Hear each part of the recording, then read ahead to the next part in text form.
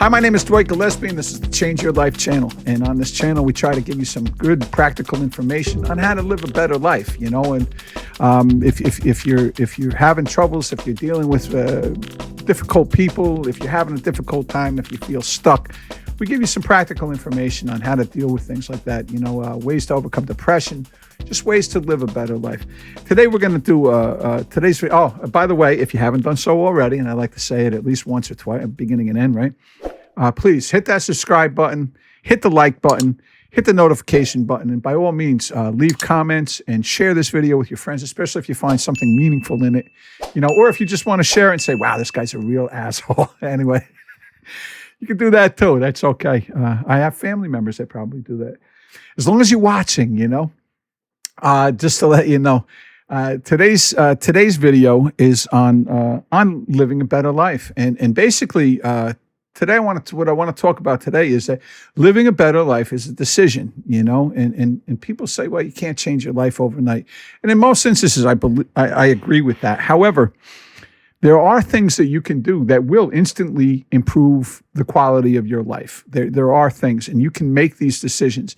Acting on them is a little bit different. And I can tell you this, I went from being a using addict to a non-using, you know, to an addict in recovery in one day. Right? I went from a cigarette smoker to a non-smoker in one day. You know, I went from a person who didn't take care of himself to somebody who believed in proper diet and exercise in one day.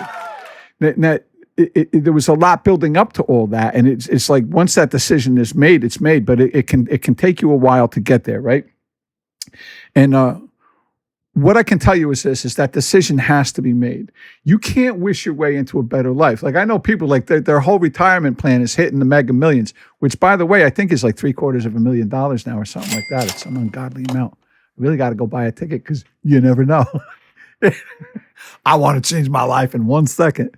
And I only ever buy one ticket when it gets like this, because if God wants me to have it, I have it. You know, I don't need to go spend $100. Oh, if he wants me, I got to give him $100. Anyway, and then notwithstanding, the thing is, you know, I used to have a friend, and he would say, you wish in one hand and piss in the other one, and see which one gets filled faster, right? The wish or the piss. And, you know, and he's absolutely right. And there's a saying in the recovery program that I'm in that, you know, that we want the benefits of hard work without putting in the labor, you know, and I love that line, because that's like the story of my life. I want everything to get better without having to really do anything to attain that, right? And I came to this understanding that anything worthwhile, right, anything that I get that is meaningful in my life, especially when you talk about a spiritual value, like almost everything that I've gained in life, all the real gains, all the knowledge that I've gained, all the wisdom, whatever little bit it may be, has always come through pain in one form or another. And I have another friend who says you either have the pain of discipline or the pain of regret, right? You learn things through painful situations. This goes back to my man, Viktor Frankl. And, you know, I talk about him a lot. Man's search for meaning, right? And there's a lot of meaning in pain. And when you can find meaning in painful situations, that's where you get that growth from, right? But that also has to do with hard work. You know, when you make that decision to get better and really make it, not say, you know what, I would like to do this, or I wish I could do this, or maybe, or no, you say, I am going to lose 100 pounds. I'm going to eat better. You make these decisions. And then what you need is a battle plan, because nothing happens until that decision is made. You won't even have a plan. It's just a wish. It's like any other random thought that you would have. You know, you can want to do anything. If I say, look, I want to get healthy. I want to eat better. I want to exercise. I want to be healthy. I'm 59 years old. I want to be healthier, right? I want to do this. And then I sit in my chair and I eat ice cream and I just continue to watch TV and veg out, right? I might as well say, you know what I want to do today? I want to sprout wings and fly around the moon, you know, because it's the same thought. Like there's nothing behind it. Nothing is ever going to come of it if that's as far as that thought ever gets. And I tell people all the time, I say, well, I don't know, how do you do? I said, sit down with a pen and paper and make a plan. What's your battle plan? How are you going to do this? And I did this. Like, look, I tell you this because it's very frustrating right now. I was 280 pounds, and I made a decision. I said, I'm done. I'm done. I don't want to live like this anymore.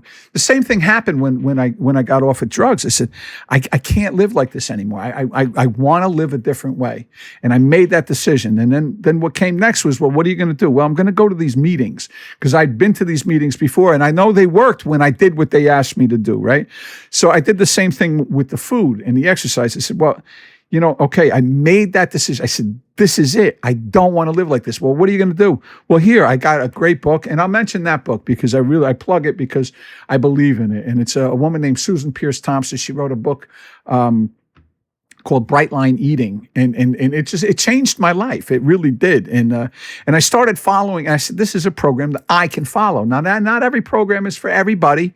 And I've heard detractors on it, but listen, for me, it gave me the greatest freedom in my life because I'm going to tell you something. A lot of great things have happened. And I am fat phobic, by the way. I make no bones about that. I am fat. I am scared to death of putting that weight back on. Because let me tell you something. You're 30, 35, and I mentioned this before, and you're, fat is beautiful at any size. That may be true. And I don't believe in putting anybody down for the way they look or anything. God knows. I'm no Adonis over here, right? But what I'm saying is that shit may fly when you're 30 or 35, right? Tell me that when you're 50 and your knees are going and your hips are going, right? And your back hurts every day and you can't pick up your kids or your grandkids. Tell me then when you're winded walking up a flight of stairs and you are walking around the block. Tell me then that I'm fat phobic. I am fat phobic and I make no bones about that. See, that was part of my decision process. Was to not worry about those labels. Because I used to say, I should be able to do whatever I want. Well, you can. You can be a pig if you want. Go ahead. Eat yourself to death. Nobody gives a shit. I was pre-diabetic. I was taking two blood pressure medications every day. I'm not doing that anymore. I'm no longer pre-diabetic. I had one knee replaced. I didn't need the other one. See, because I made a decision. And once I made that decision and I said, this is it. This is what I'm going to do. I made that battle plan and I stuck to it. See, because you can change your life anytime you want to change it. You can make a decision. And you see it in the background. I'm a big Stephen Covey fan. I think Stephen Covey was a genius. I love that. I love his writings. I love his books because he talks about it like I created a paradigm shift in myself. I had to see myself as something different than what I was. I had to see myself as a thin person again. I grew up, I was a thin guy my whole life, up until my second marriage. And on my second marriage, I started packing it on. I got sedentary. I used to run. I know I didn't run anymore. I got into some bad lifestyle habits, and I put on a lot of weight. And I had to start seeing myself as a person who dieted and exercised because I got it into my head that I was lazy, I was a glutton, I was all of these things. And I may have talked all that crap about, it's okay to be any size. That's not really how I felt inside. Inside, I felt really horrible about the way I looked and the way I felt, the way I performed. Let me tell you something. Things didn't work when I was putting on that weight. I'll tell you right now, I couldn't have sex the way I had sex. My sex life was affected. My personal life was affected. Everything was affected by the weight. And to think that it isn't, for me, it was a delusion. So I had to make a decision. And once I made a decision, I could do something about it. The same thing happened with cigarettes. I was sitting there and when I quit smoking, I had been off of heroin for about 2 months, okay? And they tell you no big changes, right? But I'm sitting there, I had double pneumonia, which I used to get. Well, I got it twice a year. I got double pneumonia just because I worked outside. I worked outside for 25 years with the phone company. And I worked outside, and every time the seasons changed, I would get pneumonia. It just went right into my lungs. I wonder why. I'm smoking 2.5 packs of cigarettes. I don't know what it could be, doc. And my doctor's like, what is the matter with you? What's the matter? He's not Italian. He's a Jewish guy, but he did talk like this. He's a very good Queens guy. Love you, Dr. Roth. Great guy. Anyway, still my doctor, 30 years. He's still scratching his head like, what is it?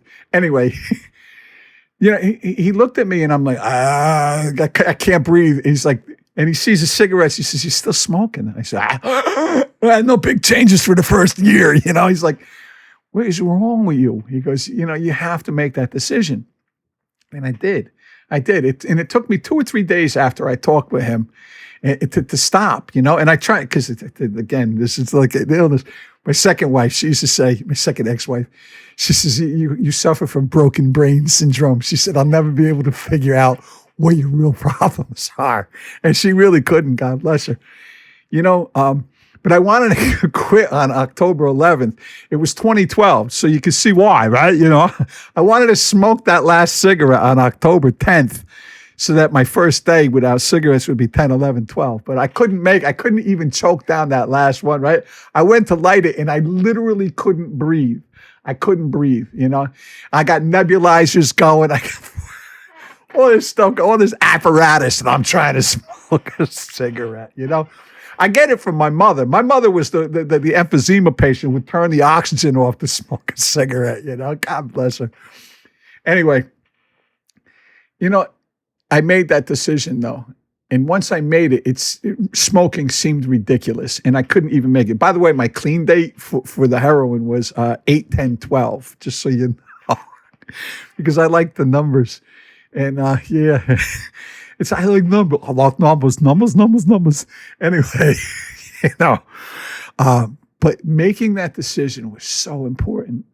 And people say, well, I did make the decision. Well, then you got to follow it through with some work. And for me, the work comes in writing it down. Like, what's your battle plan again? And I'll get into that. Like, to say, okay, this is what I want to do, right? And I have my friend Allison. She says, why? Like, why is a great question, right?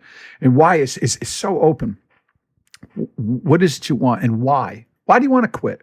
What are the benefits?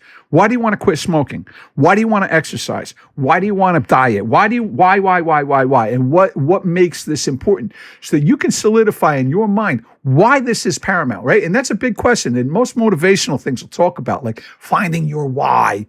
And I think why is really, really very specific to the individual, you know? I wanted to quit. It wasn't about looking good or anything like that. Like when I got down to the why of why I wanted to diet and exercise, when I got down to that why, when I found my why, I got to tell you something. It had to do with breathing. It had to do with being able to walk around the block. It had to be able to do with my sex life. Like all of these things. It wasn't about how I looked. That was the last thing on the list. Like, yeah, I was very uncomfortable looking in mirrors and stuff. And I'll tell you that right off. But I got to tell you, when I listed 1, 2, 3, 4, 5, like it put all those reasons why I wanted to do this on a list. Looking good was at the bottom. This was about living a better life. This was about not needing a wheelchair when I hit 67 years old, you know, and being able to walk and not needing new hips and not needing new knees. I got one new knee. I don't want another new knee. I want this to last as long as possible. That's what it was about for me. And my life has improved so dramatically since I've been doing this, you know, and I can't break that 200, but I'm still working on it. And I'm not getting crazy, you know. I'm not willing to starve myself to get to a given weight. I'm not willing to do that. I eat the way I'm supposed to eat. I have my meals. They're set. This is what I eat. I eat what I'm supposed to eat, nothing more, nothing less. And I go. And when it comes off, it comes off. I've lost 80 pounds now. And that's pretty good, man. And I'm feeling good and I'm feeling fit and I'm able to do the things I wasn't able to do before.